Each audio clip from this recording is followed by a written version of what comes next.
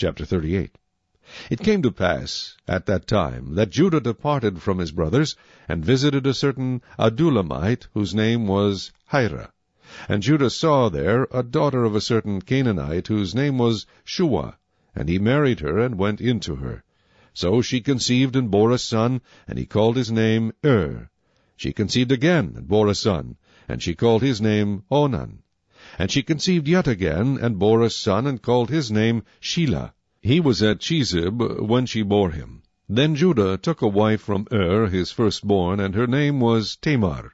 But Judah's firstborn, was wicked in the sight of the Lord, and the Lord killed him. And Judah said to Onan, Go into your brother's wife and marry her, and raise up an heir to your brother. But Onan knew that the heir would not be his. And it came to pass, when he went in to his brother's wife, that he emitted on the ground, lest he should give an heir to his brother. And the thing which he did displeased the Lord, therefore he killed him also. Then Judah said to Tamar his daughter-in-law, Remain a widow in your father's house till my son Shelah is grown. For he said, Lest he also die like his brothers. And Tamar went and dwelt in her father's house. Now in the process of time, the daughter of Shua, Judah's wife, died. And Judah was comforted, and went up to his sheep-shearers at Timnah, he and his friend Hira the Adullamite. And it was told Tamar, saying, Look, your father is going up to Timnah to shear his sheep. So she took off her widow's garments, covered herself with a veil, and wrapped herself, and sat in an open place, which was on the way to Timnah, for she saw that Shelah was grown, and she was not given to him as a wife. When Judah saw her, he thought she was a harlot, because she had covered her face. Then he turned to her by the way, and said, Please let me come in to you. For he did not know that she was his daughter-in-law. So she said, What will you give me, that you may come in to me?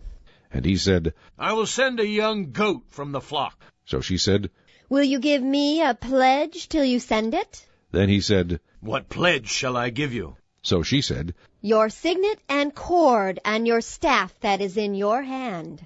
Then he gave them to her, and went in to her, and she conceived by him. So she arose and went away, and laid aside her veil, and put on the garments of her widowhood. And Judah sent the young goat by the hand of his friend the Adullamite, to receive his pledge from the woman's hand. But he did not find her. Then he asked the men of that place, saying, Where is the harlot who was openly by the roadside? And they said, There was no harlot in this place. So he returned to Judah, and said, I cannot find her.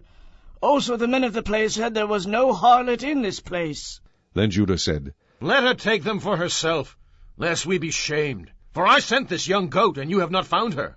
And it came to pass about 3 months later, that Judah was told, saying, Tamar, your daughter-in-law, has played the harlot. Furthermore, she is with child by harlotry. So Judah said, Bring her out, and let her be burned. When she was brought out, she sent to her father-in-law, saying, By the man to whom these belong, I am with child. And she said, Please determine whose these are, the signet and cord and staff. So Judah acknowledged them, and said, She has been more righteous than I, because I did not give her to Shelah my son. And he never knew her again. Now it came to pass at the time for giving birth, that, behold, twins were in her womb. And so it was, when she was giving birth, that the one put out his hand, and the midwife took a scarlet thread, and bound it on his hand, saying, This one came out first. Then it happened, as he drew back his hand, that his brother came out unexpectedly. And she said, How did you break through? This breach be upon you. Therefore his name was called Perez. Afterward his brother came out, who had the scarlet thread on his hand, and his name was called Zerah.